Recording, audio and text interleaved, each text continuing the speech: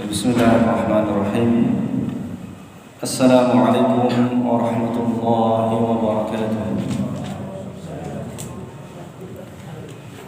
Innal hamdalillah nahmaduhu wa nasta'inuhu wa nastaghfiruh wa na'udzu billahi min shururi anfusina wa min sayyiati a'malina. Man yahdihillahu fala mudilla lahu ومن يضلل فلا هادي له. أشهد أن لا إله إلا الله وحده لا شريك له وأشهد أن محمدا عبده ورسوله. اللهم صل وسلم على نبينا محمد وعلى آله وأصحابه ومن تبعهم بإحسان إلى يوم الدين. يقول سبحانه وتعالى: يا أيها الذين آمنوا اتقوا الله حق تقاته ولا تموتن إلا وأنتم مسلمون. أما بعد، فإن أصدق الحديث كتاب الله وخير الهدي هدي محمد صلى الله عليه وسلم وشر الأمور محدثاتها فإن كل محدثة بدعة وكل بدعة ضلالة وكل ضلالة في النار. Ikhwati wa akhwati fillah, azanallahu wa iyyakum. Pertama-tama mari kita bersama-sama lisan kita mengucapkan alhamdulillah atas segala limpahan nikmat dan karunia-Nya kepada kita sekalian yang sangat banyak, yang sekali-kali kita tidak akan mampu untuk menghitungnya. Sebagaimana Allah Azza wa Jalla berfirman, "Wa in ta'uddu ni'matallahi la tuhsuha." Dan jika kalian mencoba untuk menghitung nikmat-nikmat Allah, maka sekali-kali tidak akan pernah bisa menghitungnya. Dan hati kita menetapkan bahwasanya nikmat-nikmat tersebut semata-mata karena kemudahan dari Allah, semata-mata karena taufik dari Allah, termasuk berjalannya kita menuju tempat ini dalam rangka thalabul ilmi. Ini semata-mata nikmat dari Allah, semata-mata taufik dari Allah. Allah yang menggerakkan hati kita, Allah yang memudahkan kita untuk melangkahkan kaki untuk thalabul ilmi, untuk menunaikan salah satu kewajiban sebagai seorang muslim, yaitu menuntut ilmu. Sebagaimana Rasulullah SAW bersabda, "Talabul ilmi fardhatun 'ala kulli muslim." Menuntut ilmu adalah kewajiban atas setiap muslim, laki-laki maupun perempuan. Dan kemudian kita gunakan nikmat tersebut dalam rangka untuk ketaatan kepada Allah Subhanahu wa taala. Lisan kita mengucapkan alhamdulillahilladzi bi ni'matihi tatimmus shalihat. Hati kita menetapkan bahwasanya nikmat tersebut semata-mata karena rahmat, karena keutamaan dari Allah Subhanahu wa taala, dan kemudian nikmat tersebut kita gunakan untuk beribadah kepada Allah Subhanahu wa taala. Inilah hakikat syukur yang sebenarnya yang Allah Azza wa Jalla ajarkan kepada kita sekalian. Mudah-mudahan kita semua termasuk hamba-hambanya yang bersyukur, karena Allah Azza wa Jalla sudah mengingatkan dalam Al-Quran, sedikit dari hamba-hambaku yang bersyukur. Wa qalilun min ibadiyasy syakur. Sedikit dari hamba-hambaku yang banyak bersyukur, asy-syakur. Nah, banyak orang yang mengucapkan alhamdulillah, tetapi untuk lebih dalam atau setiap kali dia mendapatkan nikmat sekecil apapun, dia menisbatkan, dia menyandarkan kepada Allah, maka ini sedikit. Makanya Allah Azza wa Jalla mengatakan, "Wa qalilun min ibadiyasy syakur." Semoga Allah Azza wa Jalla jadikan kita termasuk orang-orang yang sedikit itu. Amin ya rabbal alamin. Dan tentu ikhwas sekalian, kita juga senantiasa mengingatkan bahwasanya nikmat mutlaqah atau nikmat terbesar yang Allah Azza wa Jalla berikan kepada seorang hamba di dunia ini adalah nikmatul iman. Nikmat iman, nikmat Islam. dan nikmat di atas sunnah Rasulullah SAW. Ini adalah nikmat yang paling besar, yang paling wajib untuk kita syukuri. Ya. Dan menuntut ilmu ini termasuk salah satu sebab yang besar atau salah satu sebab terbesar agar nikmat tersebut langgeng, agar nikmat tersebut kita sandang sampai Allah Azza wa Jalla wafatkan kita. Sering kita mendengar dalam khutbah-khutbah Jumat atau muqaddimah sebuah kajian, ya ayyuhalladzina amanu taqullaha haqqa tuqatih wa la tamutunna illa wa antum muslimun. Jangan sekali-kali kalian meninggal kecuali dalam keadaan sebagai seorang muslim. Dan kita menuntut ilmu ini dalam rangka untuk menjaga nikmat tersebut, bersyukur atas nikmat Islam, bersyukur atas nikmat iman. Maka bagaimana cara kita bersyukur? Yaitu senantiasa menuntut ilmu, thalabul ilm. Karena kata Rasulullah SAW, menuntut ilmu ini adalah jalan menuju surga. Antum sudah hafal hadisnya, man salaka tariqan yaltamisu fihi ilman sahhalallahu lahu bihi tariqan ilal jannah. Kalau setiap muslim ditanya mau nggak masuk surga, pasti mau, karena ada keimanan pada dirinya. Ya. Lalu bagaimana cara masuk surga? Rasulullah SAW sudah memberikan caranya, yaitu apa? Menuntut ilmu, belajar dan belajar sampai Allah Azza wa Jalla wafatkan kita di atas Islam. Kemudian salawat dan serta salam semoga senantiasa kita curahkan kepada teladan kita bersama Nabiullah yang mulia Muhammad sallallahu alaihi wasallam, dan juga kepada para sahabatnya, keluarganya, dan orang-orang yang mengikuti sunnah-sunnah beliau sampai kelak hari kiamat. Ikhwati wa akhwati fillah, azani Allah wa iyyakum. Sebelum kita masuk pembahasan tema kita pada hari ini, yakni jadilah kunci kebaikan, ya, atau kunci pembuka kebaikan, dan jangan menjadi kunci pembuka keburukan. Saya ingin mengingatkan sebuah hadis Nabi Shallallahu Alaihi Wasallam yang momennya sangat tepat sekali, dan ini juga sering diingatkan oleh ustaz-ustaz kita agar kita lebih bersemangat lagi untuk terus menuntut ilmu dan istiqamah di atasnya. Itu hadis Nabi Shallallahu Alaihi Wasallam, majtama'a qaumun fi baitin min buyutillah yatluna kitabullah wa yatadarasunahu bainahum illa nazalat 'alaihimus sakinah wa ghashiyatuhumur rahmah wa haffathumul malaikah wa dzakarahumullahu fi man 'indah. Tidaklah satu kaum yang berkumpul di salah satu rumah dari rumah-rumah Allah Subhanahu wa taala kecuali membaca kitab Allah dan saling mempelajari di antara mereka. Kecuali apa? Kecuali akan turun kepada mereka ketenangan, as-sakinah. Tentu dalam keseharian kita, dalam sepekan kita bekerja, mungkin memiliki banyak problem, mungkin memiliki banyak permasalahan, apakah di tempat kerja, apakah dengan keluarga atau tetangga dan seterusnya. Ya. Kita butuh kepada ketenangan. Di majelis ilmu lah kita akan mendapatkan ketenangan. Oleh karenanya dulu Rasulullah SAW memotivasi para penuntut ilmu dengan mengatakan hayya nu'minu sa'ah, hayya nu'minu sa'ah. Ayo kita mengecas ilmu sesaat, karena jiwa kita, rohani kita ini butuh kepada charge, ya, butuh kepada setuman agar kita semangat kembali. Yang tadinya futur dengan kita duduk di majelis ilmu, kita mendengarkan nasihat-nasihat dari para ustaz-ustaz kita, maka insya Allah dengan izin Allah Azza wa Jalla motivasi itu akan kembali muncul. Dan begitulah yang dirasakan oleh para penuntut ilmu. Setiap kali mereka datang ke majelis ilmu, mereka akan mendapatkan ketenangan. Kenapa? Karena Allah Azza wa Jalla melalui Rasulnya sallallahu alaihi wasallam sudah menjanjikan itu.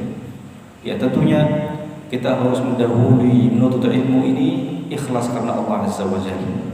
Ikhlas ini kuncinya. Illa nazalat alaihim sakinah.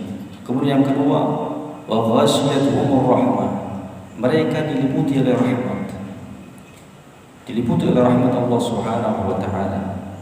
Kemudian wa haffatuhumul malaikah. Mereka juga dikelilingi oleh para malaikat. Jadi ada malaikat-malaikat yang tugasnya itu mendatangi majelis-majelis ilmu. Ya, yang bertebaran di muka bumi ini. Setiap ada majelis ilmu, mereka kemudian datang di majelis-majelis ilmu tersebut. Ya.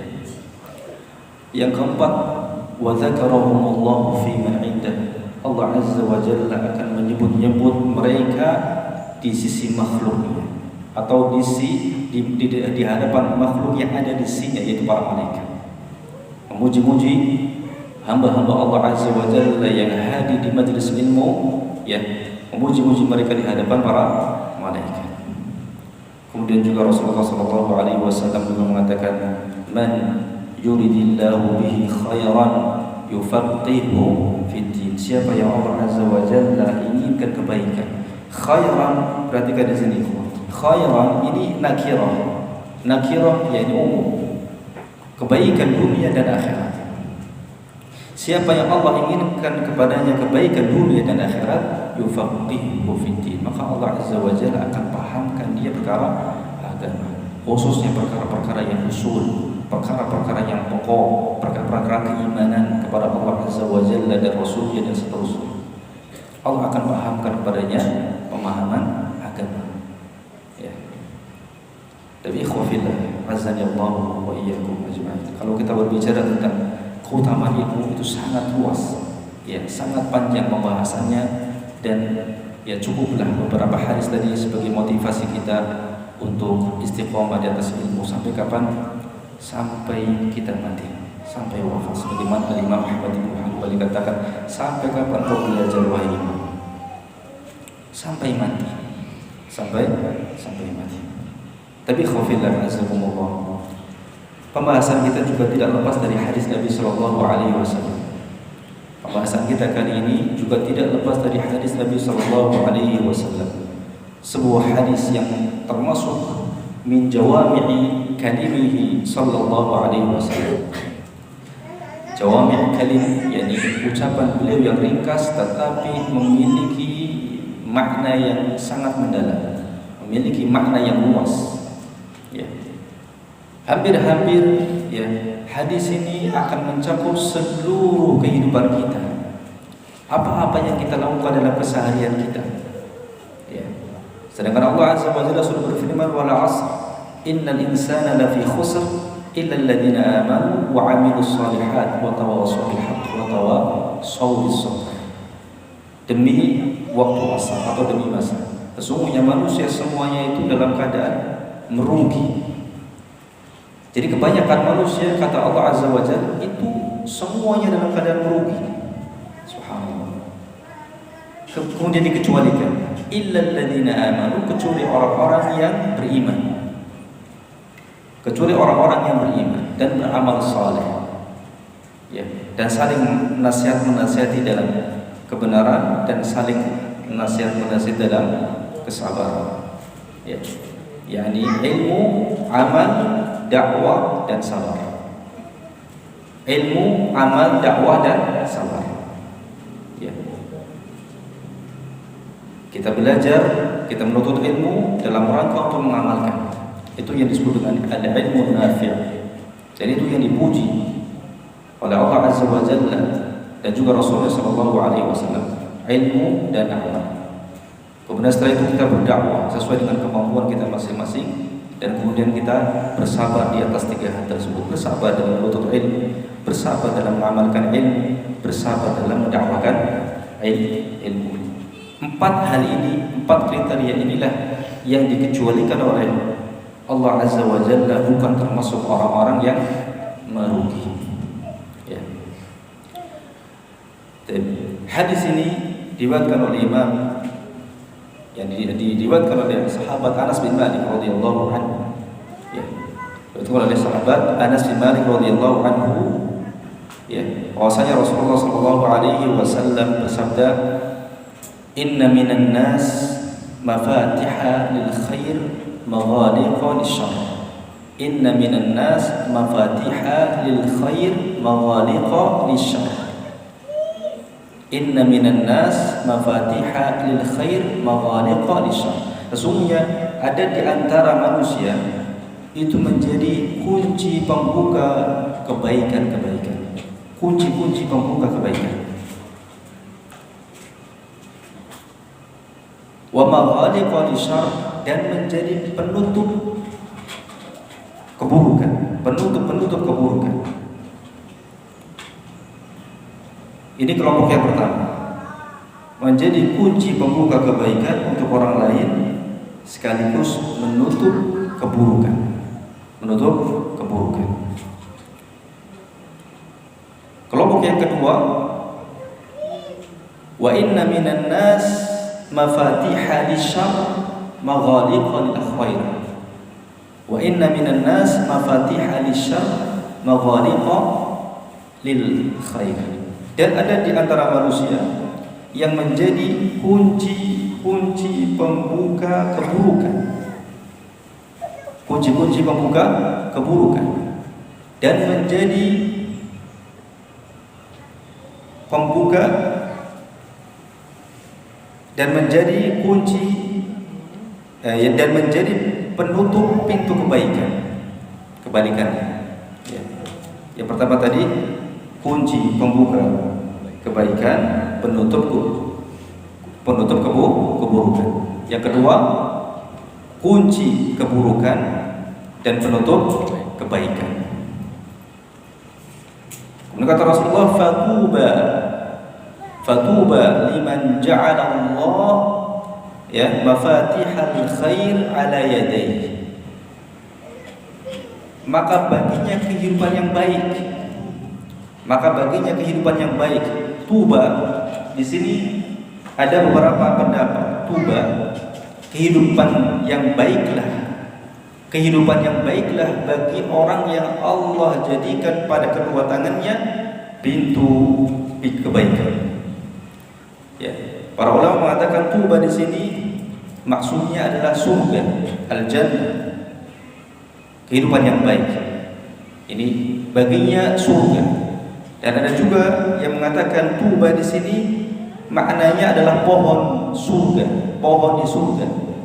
Ya, pohon di surga yang lebarnya kalau ditempuh oleh pengendara kuda selama 100 tahun. Sebuah pohon di surga, tuba. Ada juga yang mengatakan itu adalah surga. Ya, pohon di surga yang lebarnya kalau ditempuh oleh pengendara kuda selama 100 tahun. Atau kalau diartikan biasanya dalam terjemahan, beruntunglah atau baginya kehidupan yang baik. Bagi siapa? Liman ja'alallahu mafatihal khair ala yadayhi. Ya, bagi siapa yang Allah azza wa jalla jadikan ya melalui kedua tangannya pintu kebaikan. Dan sebaliknya, awailun liman ja'alallahu mafatihasy syarr ala yadayhi. Wail, dan baginya kecelakaan. Ada juga yang mengatakan wail di sini adalah neraka wail. Ya. Ada juga yang mengatakan wail maksudnya adalah azab yang pedih. Baginya neraka wail, baginya azab yang pedih, baginya kecelakaan. Bagi siapa? Liman ja'alallahu mafatihasy syarr ala yadayhi. Siapa yang Allah jadikan ya melalui kedua tangannya ya mafatihasy syarr, pintu keburukan. Ikhwah fillah, azani Allah wa iyyakum. Mari kita bersama-sama merenungkan hadis yang mulia ini. Karena tentu ikhwah, sebagaimana tadi saya sampaikan surat Al-Asr, kita tidak ingin kehidupan kita sehari-hari memberikan madarat atau memberikan bahaya kepada sesama manusia, apalagi sesama muslim, apalagi sesama ahlu sunnah. dan mungkin kita tidak menyadarinya. Ya. Makanya tadi kita katakan bahwasanya hadis ini termasuk min jawami'i kalimihi sallallahu alaihi wasallam, termasuk perkataan beliau yang singkat tetapi memiliki makna yang sangat luas dalam kehidupan kita sehari-hari. Dan itu sebetulnya sudah tersirat juga dalam hadis tentang cabang-cabang keimanan. Tentang cabang-cabang keimanan. Al-imanu bid'un wa sab'una syu'bah atau bid'un wa sittuna syu'bah. A'laha qawlu la ilaha illallah wa adnaha imatatul adha 'anil tariq wal haya'u syu'batun minal iman. Ya. Iman itu memiliki 60 atau 70 lebih cabang keimanan. Yang paling tinggi adalah ucapan la ilaha illallah, tauhid. Dan yang paling rendah adalah menyingkirkan gangguan dari jalan.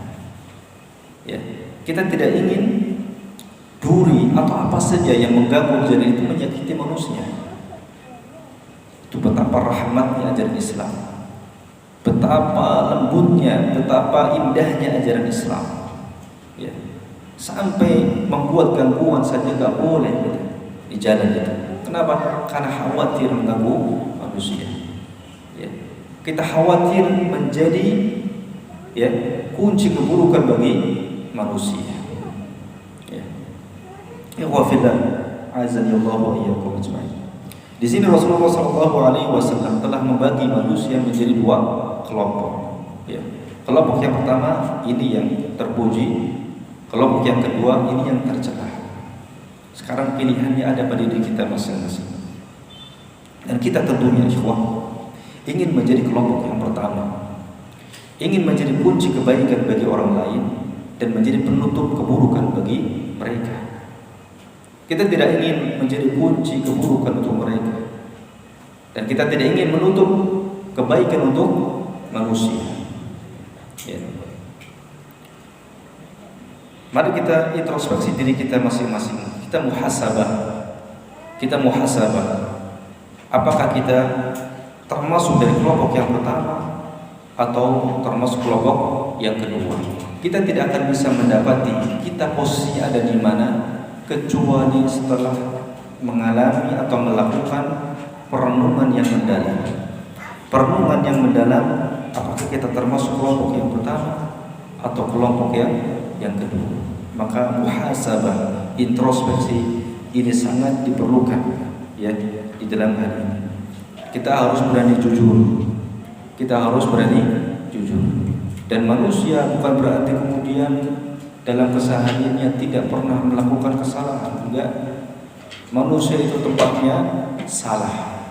Rasulullah SAW sudah mengatakan al-insanu mahallul khata' wa nisyan. Bukan ini. Hadisnya maksudnya adalah kullu bani Adam khata'. Kullu bani Adam khata'. Setiap anak Adam itu khata'. Banyak berbuat salah. Ini sebuah keniscayaan. Tapi kalau kita sudah berbuat salah, kata Rasulullah, wa khairu khata'in tawwabun. Oh, kita salah dalam muamalah bersama dengan teman misalnya. Oh, ternyata ini salah. Seharusnya saya bisa lebih bersabar bermuamalah dengannya, tapi saya terburu-buru, saya tidak bersabar dengannya. Oh, ternyata salah. Akui kesalahan tersebut. Minta maaf kepadanya. Tidak perlu gengsi. Ya. Tidak perlu apa? Gengsi. Kita minta maaf. Kenapa? Karena salah, ternyata ini dalilnya seperti ini. Kita harus bersabar. Ya. Dan seterusnya dalam kehidupan kita akan sering kita dapati hal-hal yang di luar dugaan kita atau di luar pengetahuan kita. Oh, ternyata ini salah. Oh, ternyata ini keliru. Makanya itulah pentingnya kita terus belajar, kita terus membaca. Ya. Terutama nasihat. Tidak ada nasihat yang lebih mulia, yang lebih penting daripada nasihat yang ada di dalam Al-Quran.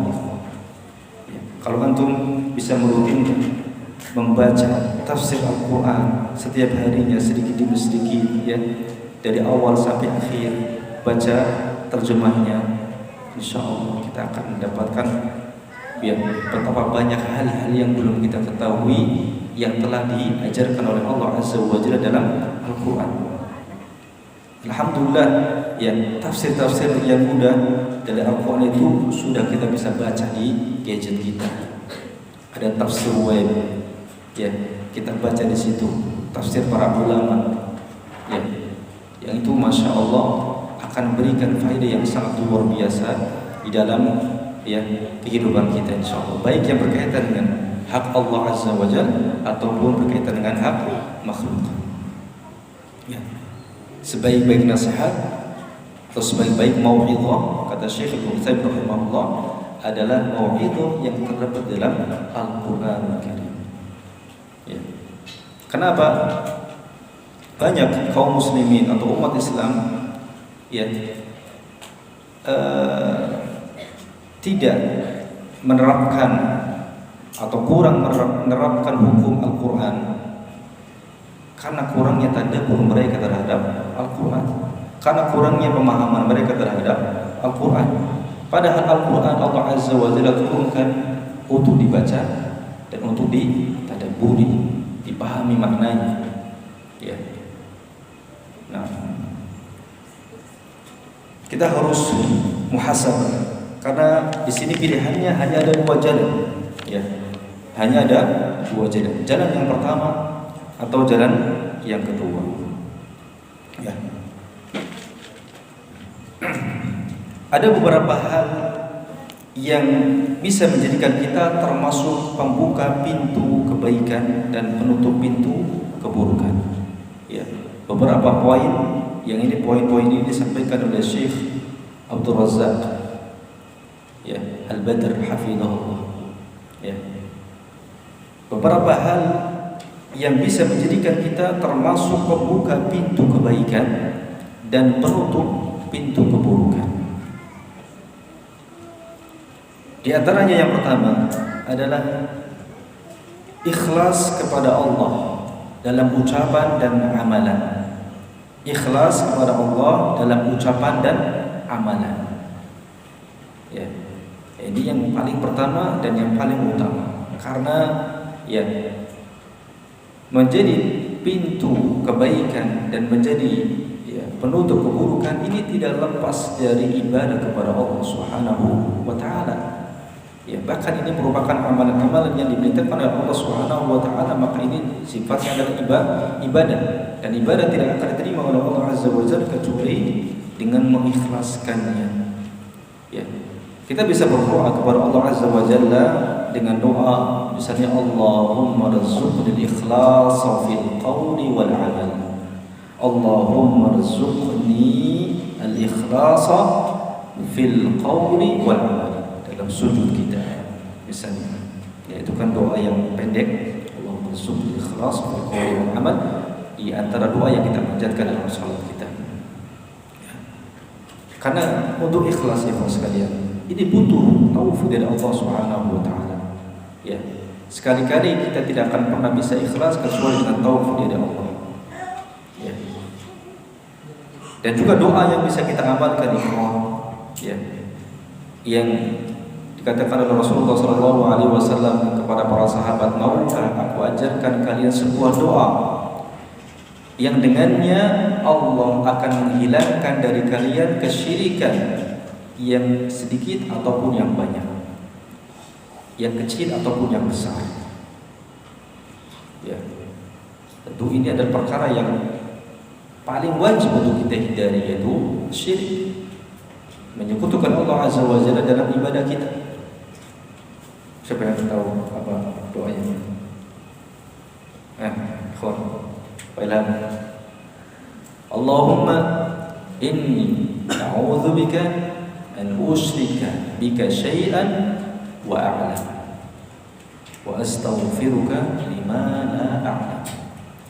Ini doa yang diajarkan Rasulullah agar Allah menghilangkan dari kita kesyirikan sedikit ataupun banyak ya.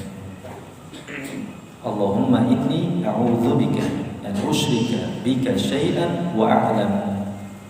Ya Allah, aku berlindung kepadamu dari menyekutukanmu sedangkan aku mengetahui.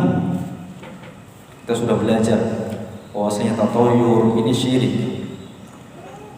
Kita sudah belajar bahwasanya meyakini adanya hari baik, hari buruk ini perbuatan syirik, keyakinan syirik. Kita sudah tahu itu. Maka kita berlindung kepada Allah dari apa-apa yang sudah kita ketahui tersebut. Ya. Jadi kita mengamalkan apa yang sudah kita ilmu. Wa astaghfiruka lima la a'lam, dan aku mohon ampun kepadamu dari hal-hal yang tidak aku ketahui. Bisa jadi yang tidak kita ketahui lebih banyak, maka kita mohon ampun. Ya, wa astaghfiruka lima la a'lam. Ini juga doa yang patut untuk kita rutinkan, mohon kepada Allah. Karena ya tauhid ini kunci utama untuk kita mendapatkan kebaikan hidup di dunia, terlebih-lebih di akhirat. Tauhid. Ya. Sebagaimana kata Syekh Muhammad bin Abdul Wahhab rahimahullah, wa a'zamu ma amara Allah bihi at-tauhid wa huwa ifradullah bil ibadah. Perkara yang paling besar yang diperintahkan oleh Allah adalah tauhid, yaitu mengesahkan Allah dalam ibadah. Wa a'zamu ma naha anhu asy-syirk wa ibadatu ghairihi ma'ah. Dan perkara yang paling besar yang dilarang oleh Allah adalah syirik, yaitu beribadah kepada Allah dan juga kepada yang lain, tidak mengikhlaskan ibadahnya kepada Allah. Ya. Ketika dia beribadah kepada Allah, dia juga mengharapkan pujian dari manusia. Nah, itulah syirik asghar. Dan ini yang paling berat sebetulnya, ikhwah. Yang paling berat, kata Rasulullah, akhwafu ma akhafu alaikum asyirkul asghar. Sesuatu yang paling aku takutkan menimpa kalian. Rasulullah berbicara kepada siapa? Kepada siapa? Rasulullah berbicara kepada siapa? Ketika beliau hidup, berbicara kepada siapa? Sahabat. Inna akhwafa ma akhafu alaikum, sesungguhnya suatu yang paling aku takutkan menimpa kalian, kepada para sahabat yang keimanannya tidak perlu kita ragukan, apalagi kepada kita yang sangat jauh dengan imannya para sahabat. Sesungguhnya sesuatu yang paling aku takutkan menimpa kalian adalah syirik kecil. Qalu wa ma syirkul asghar. Apa itu syirik kecil wahai Rasulullah? Qala riya. Itu riya. Kata Ibnu Abbas menggambarkan riya ini, ya, menggambarkan betapa lembut dan sangat kecilnya riya ini.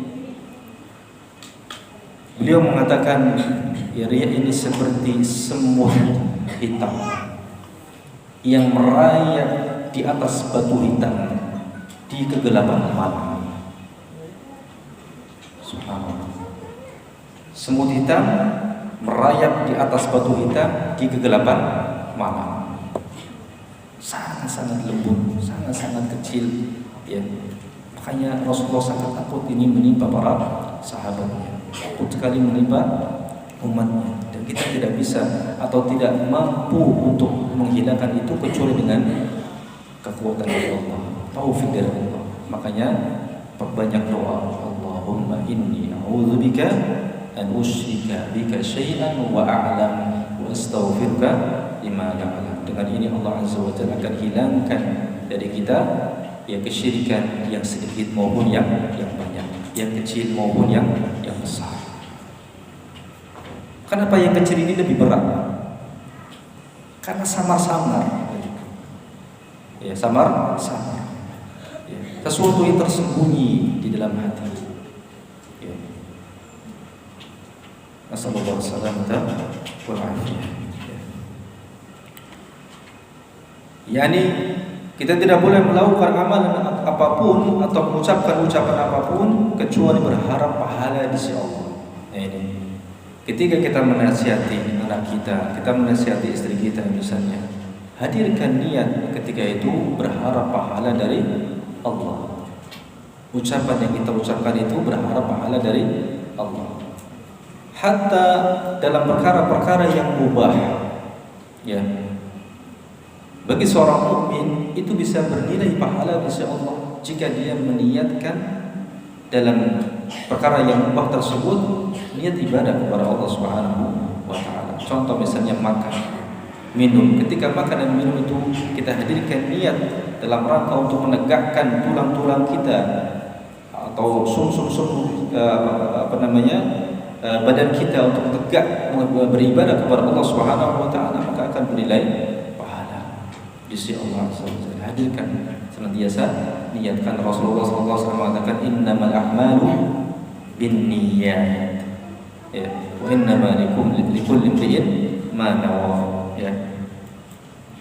Orang yang ikhlas adalah orang yang tulus dalam ucapan dan perbuatannya, ya, semata-mata mengharapkan pahala dari Allah Azza wa Jalla, ya. Dan Allah Azza wa Jalla tidak akan menerima sebuah amalan kecuali amalan yang ikhlas. Kemudian yang kedua, amalan tersebut sesuai dengan tuntunan Rasulullah SAW, ya. Allah Azza wa Jalla mengatakan wa ma umiru illa liya'budullaha mukhlishina lahuddin, ya. Padahal mereka tidak disuruh kecuali agar mereka beribadah kepada Allah Azza wa Jalla memurnikan untuknya agama. Mukhlishina lahuddin, memurnikan untuk Allah Azza wa Jalla agama ini. Dan ini tantangan yang paling berat, ikhwah, ya. Mungkin bagi ahlu sunnah wal jamaah ittiba' atau syarat yang kedua ittiba', yakni mengetahui bahwa amalan ini sesuai dengan sunnah atau tidak. Mungkin dia sudah mengetahui, ya. Tinggal PR yang terberat adalah yang pertama ikhlas, ya. Dan tentu kita tidak pernah tahu secara ilmu pasti mana amalan-amalan ibadah kita yang diterima oleh Allah Subhanahu wa taala, ya. Tetapi Allah Azza wa Jalla sebagaimana dijelaskan oleh para ulama, ya, mereka menjelaskan bahwa di antara tanda diterimanya suatu amal adalah Allah Azza wa Jalla akan memberikan kepadanya taufik untuk istiqamah di atas amal itu. Itu di antara tanda Allah Azza wa Jalla menerima amal seorang hamba, yakni diberikan nikmat istiqamah. Salat 5 waktu misalnya, istiqamah, bersabar di atas salat tersebut, ya, sampai Allah Azza wa Jalla wafatkan dia di atas. Ini tanda. Menuntut ilmu pun demikian, ya. Ini butuh kepada istiqamah. Inilah yang paling berat, yaitu istiqamah. Qul amantu billah tsumma istaqim. Katakanlah aku beriman kepada Allah, kemudian istiqamah. Wa la tamutunna illa wa antum muslimun. Karena yang menjadi akhir adalah karena yang menjadi tolak ukur adalah akhir. Rasulullah, innamal a'malu bil khawatim. Sesungguhnya amal itu, ya, yang dilihat adalah akhirnya. Makanya di antara doa yang harus perbanyak kita ucapkan, ikhwah, Allahumma rzuqni husnal khatimah, Allahumma rzuqni taubatan nasuha qabla maut, Allahumma ya muqallibal qulub tsabbit qalbi ala dinik. Dikata Syekh bin Baz rahimahullah, 3 doa ini perbanyak dalam sujud-sujud kita, dalam salat-salat kita. Allahumma ya muqallibal qulub tsabbit qalbi ala dinik, ya. Tsabbit qalbi ala dinik, kokohkan hatiku di atas agamamu, ya. Karena tidaklah, ya, hati hamba-hamba itu kecuali ada di antara jari jemari Allah Azza wa Jalla, ya. Allah bolak-balikkan sekehendaknya, ya. Jadi hati-hati kita, ikhwah, itu ada di antara jari jemari Allah Subhanahu wa taala. Yuqallibu kaifa syaa. Allah bolak-balikkan sesuai dengan kehendaknya. Maka kita minta kepada Zat yang memegang hati-hati kita agar kita dikokohkan di atas dinnya, di atas agamanya. Karena kita tidak pernah tahu ujian apa yang akan kita hadapi ke depan, fitnah apa yang akan kita hadapi ke depan, ya. Termasuk fitnah Dajjal, fitnah yang paling besar. Walaupun kita secara logika, ya, pasti kita akan ketemu dengan Dajjal. perasaan tanda-tanda yang besar belum kelihatan. Tapi Rasulullah SAW sudah mewanti-wanti kita untuk berlindung dari fitnah Dajjal. Bahkan tidaklah seorang nabi yang diutus oleh Allah Azza wa Jalla kecuali memperingatkan umatnya dari fitnah Dajjal. Jadi bukan hanya Rasulullah SAW saja, tapi dari dulu. Ini menunjukkan bahwasanya fitnah Dajjal ini luar biasa, luar biasa. Ya. Yang mungkin kalau muncul di saat ini, subhanallah, luar biasa. Baru ada ya viral misalnya ada orang bisa menyembuhkan dengan cara seperti ini ya. Itu sudah luar biasa. Apalagi ini kekuatannya luar biasa Dajjal. Ya, tentu dengan izin Allah Azza wa Jalla sebagai ujian bagi hamba-hambanya yang beriman. Makanya kita diperintahkan untuk berlindung kepada Allah. Dalam salat kita 4 hal ini jangan ditinggal ya Allah. Semaksimal mungkin jangan ditinggal. Doa berlindung dari 4 hal. Allahumma inni a'udzubika Allahumma inni a'udzubika min adzabi jahannam wa min adzabil qabr wa min syarri fitnatil masih wa min syarri fitnatil mahya wal mamat wa min syarri fitnatil masih dajjal. Ya. Berlindung dari azab neraka jahannam, berlindung dari azab kubur. Azab kubur ini hak ada, ya. Kita wajib mengimani, ini termasuk iman terhadap yang gaib, ya. Apalagi Allah Azza wa Jalla sudah menampakkan hal itu, ya, dalam satu kejadian, ya, ada seorang pemuda yang lalai terhadap sholatnya, ya. Setelah dikubur karena ada satu hal, ya, yang terlewat kalau tidak salah otopsi atau apa saya lupa. Kemudian digali lagi kuburannya, ternyata sudah dalam kondisi yang sangat mengenaskan. Ya, sangat mengenaskan. Dan ini kisah nyata. Dan Allah Azza wa Jalla ingin memperlihatkan kepada kita di antara tanda-tanda kebesarannya. Ya. Kemudian dari fitnah kehidupan dan kematian dan fitnah Dajjal. Ya. Dan sebaik-baik doa ikhwan, sebaik-baik doa adalah doa yang diajarkan di dalam Al-Quran dan Sunnah Nabi Sallallahu Alaihi Wasallam. Itu sebaik-baik doa. Walaupun doanya pendek, mudah, ya, tapi itulah sebaik-baik doa. Ya, maka cukupkan kita dengan doa-doa tersebut. Atau kalau seandainya kita tidak bisa hafal dengan doa tersebut, tahunya kita dengan bahasa Indonesia, ya sudah, minta kepada Allah Azza wa Jalla kebaikan-kebaikan dengan bahasa kita. Allah Azza wa Jalla Maha mengerti semua doa. Hanya saja dalam masalah salat ini menjadi khilaf di antara para ulama. Berdoa dengan selain bahasa Arab dalam sholat. Kalau di luar sholat silakan. Tapi kalau dalam sholat kita hafalkan doa-doa yang berbahasa Arab yang pendek-pendek saja. Allahumma rzuqni husnal khatimah. Apa yang lebih besar daripada husnul khatimah?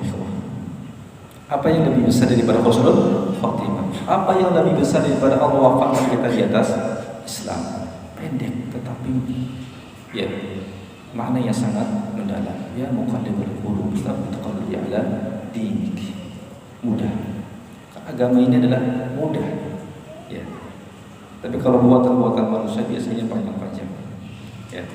Tapi selama itu tidak bertabrakan dengan makna syariat, maka tidak masalah, silakan. Doa-doa yang dibuat oleh kita, ya.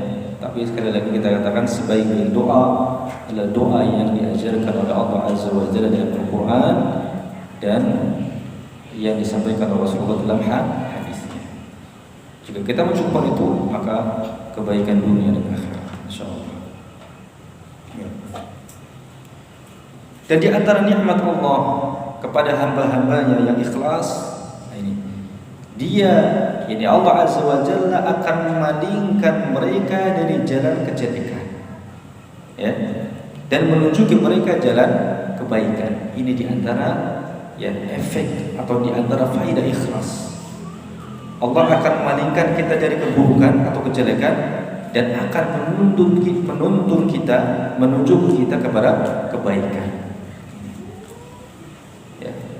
Karena kita tidak akan pernah bisa ya, melakukan satu kebaikan sekecil apapun kecuali dengan taufik dari Allah. Dan kita tidak akan pernah bisa meninggalkan maksiat sekecil apapun kecuali dengan pertolongan dari Allah. Maka agar Allah membimbing kita, ya, membimbing kita, ya, maka kuncinya adalah ikhlas, ya, kepada Allah Azza wa Jalla dalam ucapan dan perbuatan. Ucapan dan perbuatan. Ketika kita melihat ada orang yang meninggalkan sholat, ya, meninggalkan apa? Sholat. Kita ajak, ayo sholat. Itu betul-betul lahir dari keinginan kita karena rahmat kepada dia, karena kasihan kepada dia. Meninggalkan sholat, ya, ajak dia untuk sholat. Karena meninggalkan sholat ini tanpa udzur syar'i perkaranya sangat besar. Perkaranya sangat besar. Dosanya lebih besar daripada dosa-dosa besar selain syirik. Lebih besar daripada berzina, lebih besar daripada mencuri, lebih besar daripada mencopet, lebih besar daripada minum khamr. Kasih yang kita melihat, ajak, ayo kita sholat, ya. Setelah itu dia mau atau tidak, serahkan, ya. Yang penting ajak dengan lembut terus, ajak dan doakan, ya. Meninggalkan sholat ini perkara yang sangat besar, ya. Keislamannya diperselisihkan oleh para ulama, ya. Nasallallahu salamata wal afiyah. Sebagaimana Allah Azza wa Jalla berfirman tentang Nabi Yusuf alaihissalam, Allah berfirman, kadzalika linasrifa anhu as-su' wal fahsya. Demikianlah agar kami malingkan daripadanya kemungkaran dan kekejian. Ya, Nabi Yusuf alaihissalam kita tahu diajak untuk berzina, ya, oleh istri raja Mesir ketika itu. Dan ketika itu, ya, sudah ada dalam benak atau hati Yusuf untuk memenuhi keinginan sang istri raja itu. Tapi kemudian Allah Azza wa Jalla perlihatkan kepada Nabi Yusuf yang tanda-tanda kebesaran Allah. Lalu kemudian dengan pertolongan Allah, ya, Allah palingkan Nabi Yusuf alaihissalam dari perbuatan keji dan mungkar itu. Kenapa? Kata Allah, innahu min ibadina al-mukhlasin. Karena sungguhnya dia adalah termasuk hamba-hamba kami yang terpilih atau yang diberikan keikhlasan, mukhlas. Diberikan apa? Keikhlasan. Nah, ini. Jadi keikhlasan kepada Allah Azza wa Jalla dalam ucapan dan perbuatan kita, ini efeknya luar biasa. Allah akan memalingkan kita dari kejelekan dan menuntun kita kepada kebaikan. Ya. Ini yang pertama, ikhwas sekalian, ya. Hal yang bisa menjadikan kita termasuk membuka pintu kebaikan, yaitu ikhlas kepada Allah dalam ucapan dan perbuatan. Kemudian yang kedua, berdoa dengan sungguh-sungguh kepada Allah agar menjadikan dirinya sebagai pembuka pintu kebaikan dan penutup pintu keburukan. Doa ini adalah kunci kebaikan, ikhwah. Doa itu adalah ibadah dan kunci kebaikan. Berdoa dengan sungguh-sungguh agar Allah menjadikan kita sebagai kunci kebaikan dan penutup keburukan.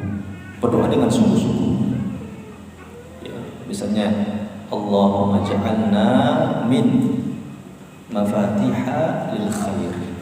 Allahumma ja'alna min mafatiha lil khair, maghaliqa lisyarr. Itu misalnya doanya seperti itu, ya. Allahumma ja'alna min mafatiha lil khair, maghaliqa lisyarr. Berdoa dengan sungguh-sungguh kepada Allah Azza wa Jalla, ya. Ini dinyatakan oleh para ulama, ya, bahwasanya doa adalah pembuka kebaikan. Doa adalah kunci kebaikan, ya. Dan Allah Azza wa Jalla tidak akan membuat kecewa hambanya yang berdoa dengan sungguh-sungguh kepadanya, ya. Dan di antara doa yang dituntunkan oleh Al-Quran ya adalah Rabbana iftah bainana wa baina qaumina bil haqq wa anta khairul fatihin. Ini berkaitan dengan nama Allah Azza wa Jalla Al-Fattah. Di antara nama Allah adalah Al-Fattah. Usul namanya apa? Al-Fattah ya. Al-Fattah. Para ulama menjelaskan makna Al-Fattah ini ada dua. Ya, Al-Fattah ada dua. Yang pertama adalah zat yang memberikan keputusan, memberikan hukum, keputusan. Ya, sebagaimana di dalam ayat ini, Rabbana iftah bainana wa baina qaumina bil haqq wa anta khairul fatihin. Wahai Rabb kami, ya, berikanlah keputusan di antara kami dan di antara kaum kami dengan benar, dengan adil. Wa anta khairul fatihin, engkaulah sebaik-baik yang memberikan keputusan. Engkaulah sebaik-baik yang memberikan keputusan hukum. Ya. Ini sifatnya di dunia. Ya, sifatnya di dunia. Adapun yang di akhirat, dalam ayat yang lain Allah Azza wa Jalla mengatakan, "Qul yajma'u bainana rabbuna thumma yaftah bainana bil haqq wa huwal fattahul alim." Katakanlah, nanti pada hari kiamat, ya, Rabb kita akan mengumpulkan kita. Ya, thumma yaftahu bainana bil haqq, kemudian Dia akan memberikan keputusan antara kita bil haqq, dengan adil, dengan benar. Ya, wa huwal fattahul alim, dialah zat yang maha memberikan keputusan dan maha mengetahui.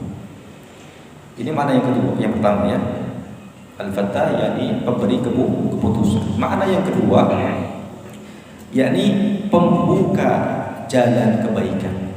Pembuka jalan kebaikan. Nah, inilah yang sesuai dengan tema kita ya. Pembuka jalan kebaikan, yaitu dalam firman Allah Azza wa Jalla, "Ma yaftahillahu lin-nasi min rahmah fala mumsika laha wa ma yumsik fala mursila lahu min ba'dih." Ya. Dan apa saja yang Allah bukakan untuk manusia, yakni apa saja yang Allah anugerahkan bagi manusia, fala mumsik, dari rahmat, fala mumsikalah, maka tidak ada seorang pun yang bisa menahannya. Jadi kalau Allah Azza wa Jalla sudah menganugerahkan suatu nikmat kepada seorang, maka nikmat itu tidak akan pernah bisa ditolak oleh siapapun. Makanya kita nggak usah hasad, nggak usah apa, iri ya, dengan kanugerah atau karunia yang Allah berikan kepada saudara kita. Karena sekuat apapun kita ingin menahan anugerah itu, tidak akan pernah bisa. Kenapa? Karena Allah sudah memberikan. Ma yaftahillah, Allah sudah membukakan untuknya. Allah sudah menganugerahkan untuknya. Fala mumsikalah, maka tidak akan pernah ada yang bisa menahannya. Dan sebaliknya, wa ma yumsik fala mursila lahu min ba'di. Dan apa saja yang Allah tahan, ya, yang Allah tahan, ya, maka tidak ada yang bisa melepas setelahnya. Ya. Ini makna dalam ayat ini adalah zat yang membuka kebaikan. Fataha yaftah. Ya. Jadi makna fatah ini ada dua. Ya. Yang pertama pemberi keputusan, dan yang kedua adalah pembuka jalan kebaikan.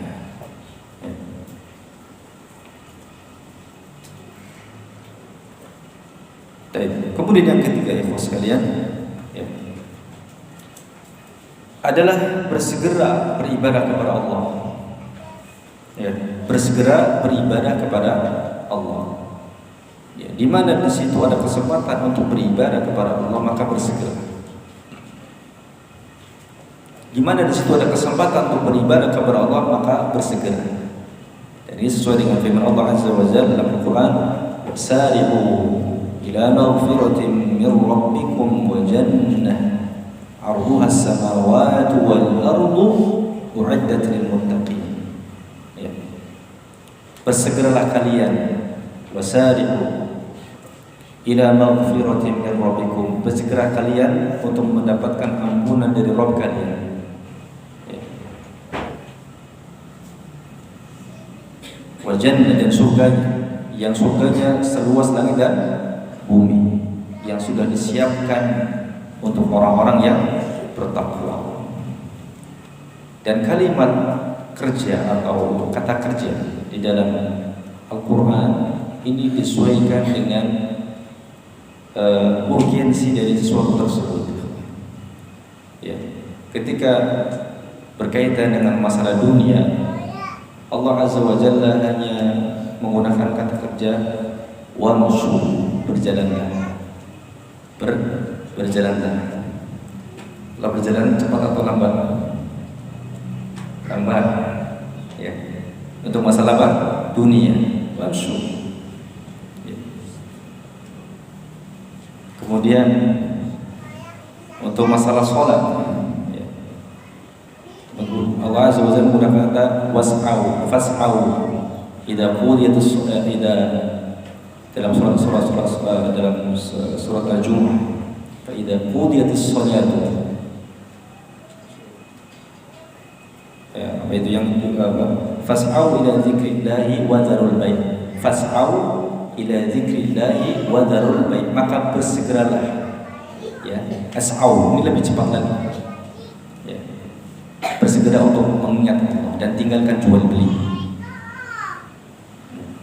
Ini berkaitan dengan ampunan Allah dan surganya, lebih cepat lagi, wasari'u, asri', cepat, lebih cepat lagi, berlari, wasari'u ila maghfiratin min rabbikum jannah. Ya, karena ya, dunia ya atau akhirat lebih utama daripada dunia. Wal akhiratu khairul laka minal ula, wal akhiratu khairu wa abqa.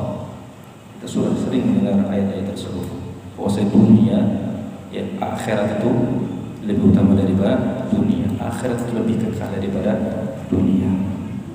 Ya. Bersegera beribadah kepada Allah, terutama menunaikan ibadah yang wajib. Ini terutama menunaikan ibadah yang wajib, karena ibadah yang paling disukai oleh Allah adalah ibadah-ibadah yang wajib. Maka jika ada dua yang bertentangan atau dua yang berlawanan, mana mendahulukan antara yang sudah dengan yang wajib, maka dahulukan yang wajib. Karena ibadah yang paling dicintai oleh Allah adalah hal-hal yang wajib. Ya. Khususnya atau misalnya sholat. Sholat. Ya. Yang wajib. Yang wajib ini jangan sampai ditinggal. Dalam kondisi apapun jangan sampai ditinggal, hatta dalam kondisi sakit, hatta di rumah sakit, ya tetap sholat. Dan kita yang paham juga harus mengingatkan keluarga kita yang mungkin belum paham, karena banyak kaum muslimin yang ketika sakit malah meninggalkan sholat. Ini berbahaya. Kalau dalam kondisi sakit tersebut dicabut nyawanya, bagaimana? Justru dalam kondisi sakit itu banyak apa? Bertaubat kepada Allah. Lebih semangat untuk apa? Beribadah kepada Allah. Karena saat-saat itulah kemungkinan saja Allah cabut nyawanya. Kalau Allah cabut nyawanya dalam kondisi meninggalkan sholat, ini kan berbahaya. Berbahaya. Ya.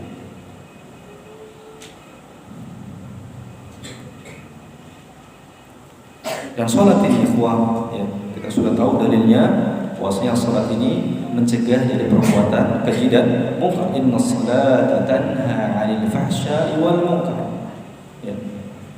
Sholat itu akan mencegah seseorang dari perbuatan keji dan munkar. Ya. Dan Al-Hasan mengatakan, man shalla sholatan lam tanhahu 'anil fahsya'i wal munkar lam yazdad biha min Allah illa bu'da. Siapa yang melakukan sebuah salat tetapi salatnya itu tidak mencegah dirinya dari perbuatan keji dan munkar, maka tidaklah bertambah pada dirinya kecuali semakin jauh dari Allah Subhanahu wa taala. Ini kita harus renungkan, apakah salat kita ini sudah betul-betul menghasilkan, ya, mencegah kita dari perbuatan keji dan munkar atau belum? Masing-masing kita merenungkan. Ya, kalau belum bisa jadi ada sesuatu yang kurang atau sesuatu yang salah. Ya. Karena sholat tidak akan mencegah kita dari perbuatan keji dan mungkar.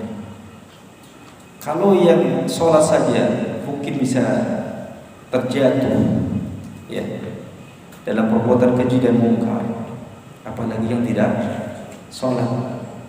Ya, ini yang harus kita pikirkan atau harus kita renungkan. Bukan sebaliknya. Wah, dia aja sholat tapi melakukan perbuatan keji dan mungkar, mendingan nggak sholat. Ini kebalik, ya. Ini tidak benar cara berpikir seperti itu. Ya. Kalau seseorang saja bisa terjatuh dalam keji dan mungkar orang yang melaksanakan sholat, apalagi yang tidak, seolah-olah dia tidak memiliki benteng. Ya.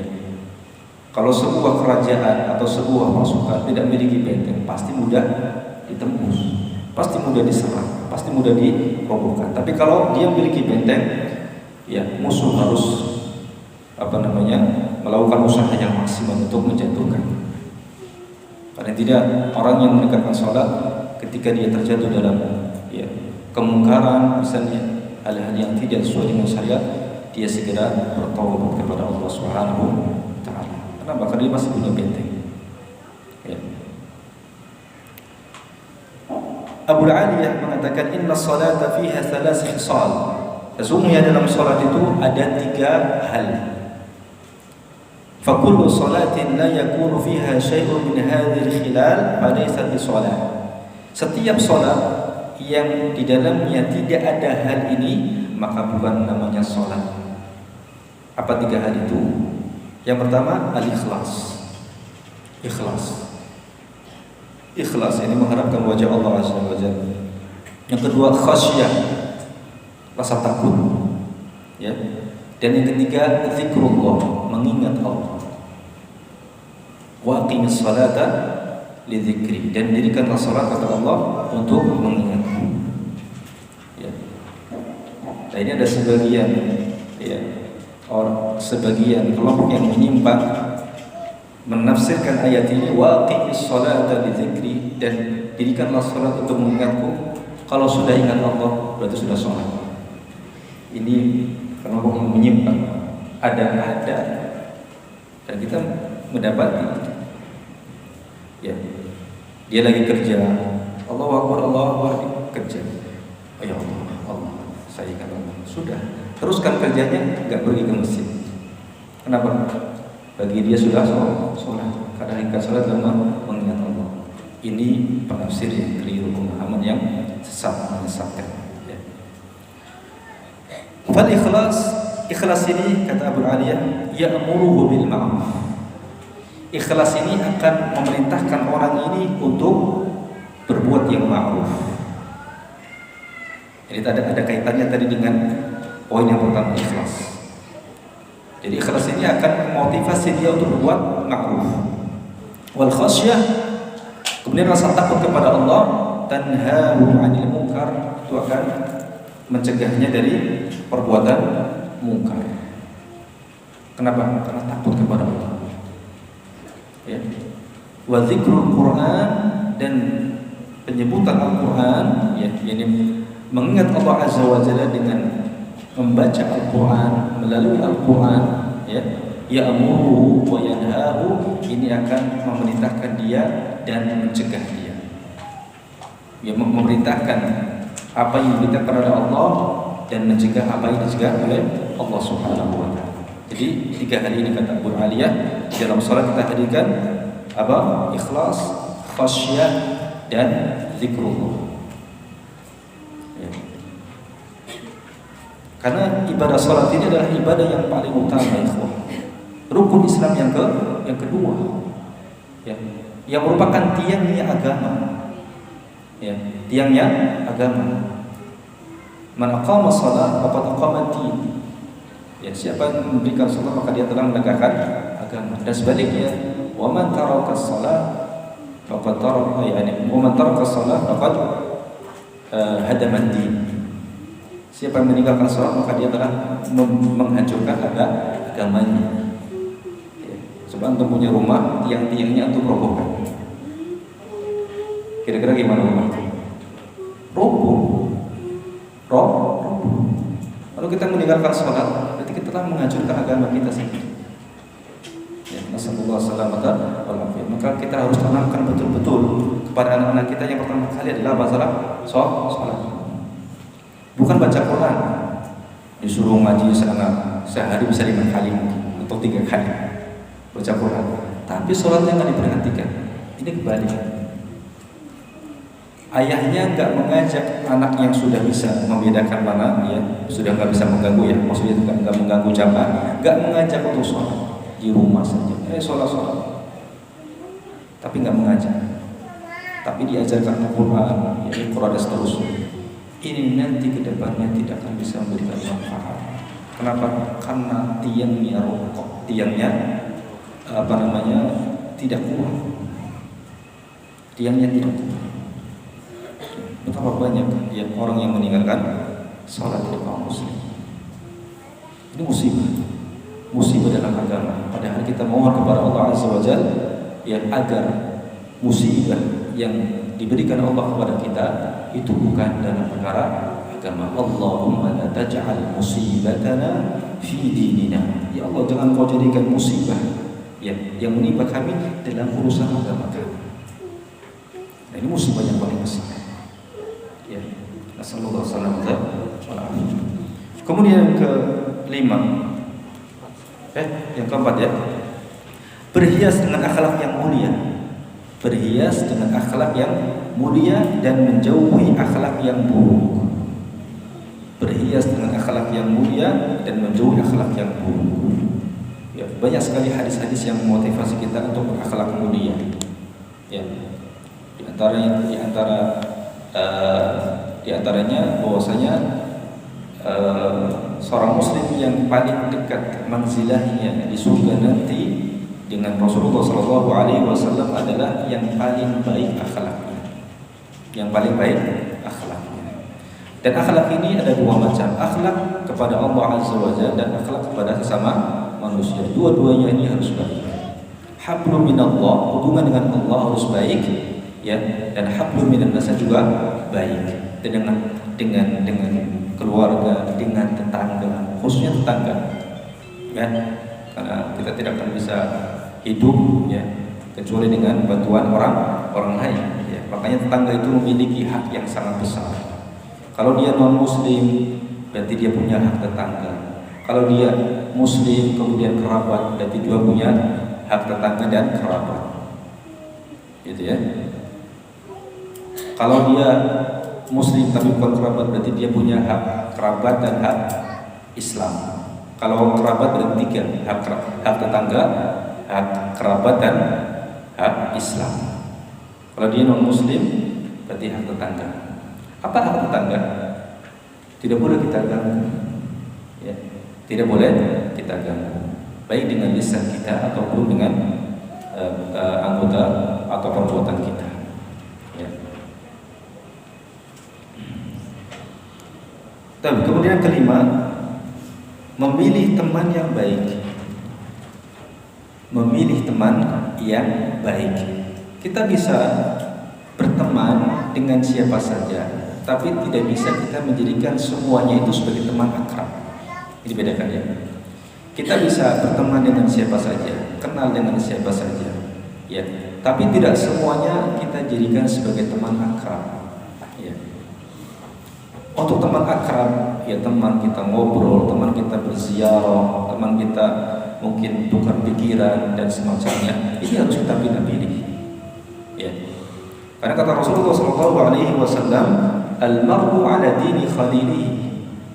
Seseorang atau agama seseorang itu tergantung temannya, ya.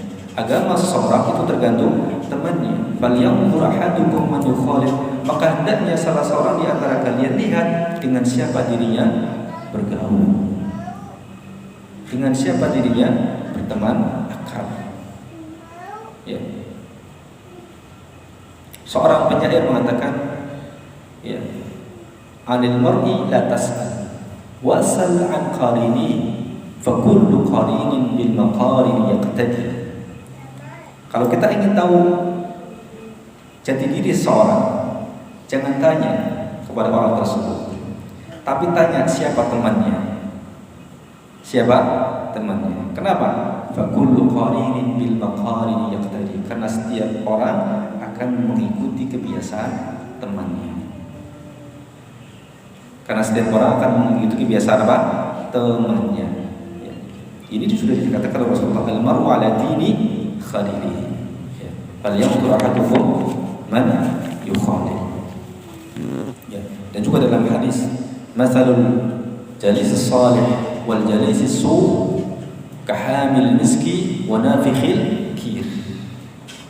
Fahamil miski imma an yuhdiyaka wa imma an tabda'a minhu wa imma an tajida minhu rihan tayyibah wa nafikhul kir imma an yuhriqa thiyabaka wa imma an tajida minhu rihan khabithah.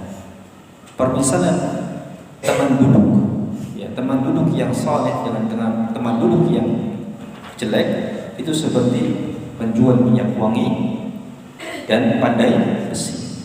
Adapun penjual minyak wangi maka ada 3, ya. Imma an-nuhdiyaka, bisa jadi penjual minyak wangi itu menghadiahkan atau memberikan minyak wangi itu kepada Anda, dikasih hadiah. Atau jika dia nggak ngasih hadiah, kita bisa beli darinya. Al-tabta'a minhu, Anda bisa beli darinya minyak wangi. Atau yang ketiga, jika dia nggak ngasih hadiah, ya, atau kita nggak bisa beli kepada dia, minimal kita akan mendapatkan bau wanginya. Antajida minhu rihan thayyibah. Kita kalau mencium bau wangi, enak atau tidak? Enak. Ada perasaan tenang. Makanya Rasulullah itu salah satu yang dibuat suka oleh Allah Azza wa Jalla kepada beliau adalah apa? Parfum, minyak wangi. Yang kedua, lisan wanita. Ya. Parfum, minyak wangi. Ya. Adapun pandai besi apa? Pandai besi imma an yuhriqa thiyabaka, bisa jadi kemungkinan yang pertama dia akan membakar baju pada dekat dengan api, ya. Atau yang kedua, ya, antajida minhu rihan khabithah, Anda akan mendapati darinya bau yang tidak sedap, bau gosong, asam dan semisal. Di sini Rasulullah SAW sering memberikan permisalan di dalam apa? Di dalam mengajarkan kepada para sahabatnya. Permisalan-permisalan ini akan semakin mendekatkan kepada kita pemahaman seperti apa teman yang baik dan seperti apa teman yang buruk. Ya. Ini kita harus betul-betul hati-hati. Ya.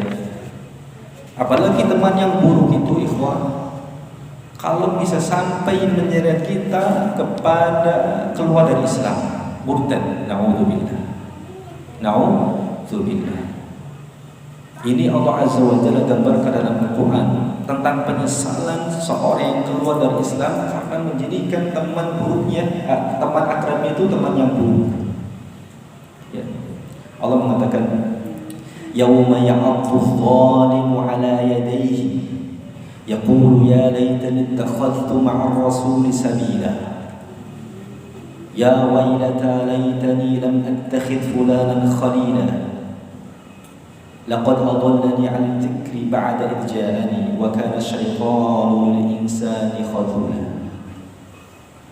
Pada hari kiamat kelak di akhirat, pada hari, ya, orang yang zalim, itu orang yang berbuat syirik musyrik, ya, orang yang zalim itu menggigit kedua tangannya karena penyesalan yang sangat besar. Begini, yauma ya'addu adh-dhalimu 'ala yadayhi, karena penyesalan yang sangat besar. Ya. Pada hari di mana orang yang zalim itu menggigit kedua tangannya, dia berkata, seandainya dahulu di dunia aku mengambil jalan bersama dengan Rasul, seandainya aku menempuh jalan bersama dengan Rasul, beriman kepadanya, ya, mentauhidkan Allah, beriman kepada Nabi Muhammad SAW, menjadi seorang yang mukmin. Penyesalan pada hari itu tidak bermanfaat. Penyesalan pada hari itu tidak bermanfaat. Ya.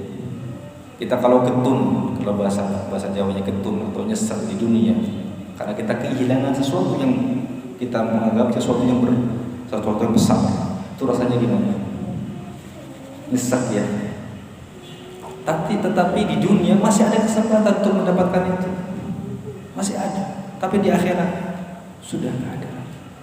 Maka jangan sampai ya teman yang kita jadikan sebagai teman akrab ini ya mengeluarkan kita dari agama ini, Islam, atau mengajak menimbulnya, mengajak kepada keburukan-keburukan yang itu akan bisa membuat kita mendapatkan azab dari Allah Subhanahu wa taala. Ya.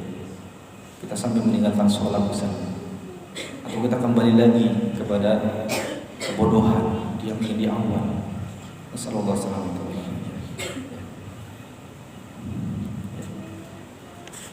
Kita yang berapa? Ya kan? Oh, yang ke-5 ya. Tapi yang ke-6. Yang ke-6 menasihati orang lain dalam kebaikan. Menasihati orang lain dalam kebaikan. Ya. Ketika melakukan nasihat, ya jangan sekali-kali Anda berharap perhatian dan kedudukan ini. Ya. Yang kita inginkan hanya agar saudara kita menjadi baik, ya, memberi nasihat. Karena agama ini adalah nasihat, kata Rasulullah. Ad-dinun nasiha, ad-dinun nasiha, ad-dinun nasiha. Beliau mengulangi 3 kali. Agama ini adalah nasihat, agama ini adalah nasihat, agama ini adalah nasihat. Ini juga merupakan bentuk amar ma'ruf nahi munkar. Dan kita ya dikatakan oleh Allah sebaik-baik umat. Kuntum khaira ummah ukhrijat linnas. Limadha? Kenapa kalian dikatakan sebagai sebaik-baik umat yang pernah dikeluarkan untuk manusia? Karena ta'muruna bil ma'ruf wa tanhauna 'anil munkar wa tu'minuna billah. Karena kalian beramar ma'ruf nahi munkar. Ya. Sebagai orang tua atau seorang ayah kepada istri dan anak-anaknya, amar ma'ruf nahi munkar jangan dibiarkan. Jangan dibiarkan, karena kita punya tanggung jawab di situ. Kita akan dimintai oleh Allah Azza wa Jalla tanggung jawab nanti di hadapan Allah tentang keluarga kita. Jangan diam. Ya. Atau ya setelah itu lebih luas lagi. Yang pertama adalah keluarga kita terlebih dahulu. Ya. Karena Allah mengatakan ku anfusakum wa ahlikum nar. Ya. Jaga diri kalian. Jaga diri kita dulu. Wa ahlikum, dan keluarga kalian. Baru kemudian orang lain. Ya. Ad-dinu nasiha, ad-dinu an-nasiha. Ya. Kemudian yang terakhir, yang ke-7, mengingat hari kebangkitan saat seseorang dihadapkan kepada Allah Subhanahu wa taala. Hendaknya kita ingat ini, ya. Mengingat hari kebangkitan saat seseorang dihadapkan kepada Allah Subhanahu wa taala. Di situ tidak ada yang bisa menolong kita kecuali amal kita. Ya. Kita menghadap Allah Azza wa Jalla masing-masing. Mempertanggungjawabkan masing-masing. Ya. Kita semua nanti akan berdiri di hadapan Allah. Langsung diajak berbicara oleh Allah Azza wa Jalla tanpa penerjemah. Ya. Kita akan dihisab sesuai perbuatan kita. Ya. Kita akan mendapat balasan sesuai dengan apa yang telah kita kerjakan saat itu. Maka ketika kita akan berniat membuka pintu kebaikan ini, oh ini bisa jadi akan menjadi penolong nanti, penolong saya nanti di hadapan Allah. Ketika akan berbuat buruk atau menjadi pintu keburukan bagi orang lain, bisa jadi ini akan menjadi ya penghalang ya saya untuk masuk surga Allah Azza wa Jalla. Ya. Ini ingat bahwasanya kita nanti akan ya berhadapan dengan Allah Azza wa Jalla untuk mempertanggungjawabkan setiap perbuatan kita. Ya. Saya kira ini ikhwah sekalian yang bisa kita sampaikan pada kesempatan yang mulia ini. Mudah-mudahan bermanfaat khususnya bagi saya pribadi dan juga bagi antum sekalian. Ya Allah Azza wa Jalla berikan kepada kita ilmu yang bermanfaat. Allah Ta'ala a'la wa a'lam. Sallallahu ala nabiyyina Muhammadin wa ala alihi wa sahbihi wasallam. Wa akhiru da'wana alhamdulillahi rabbil alamin.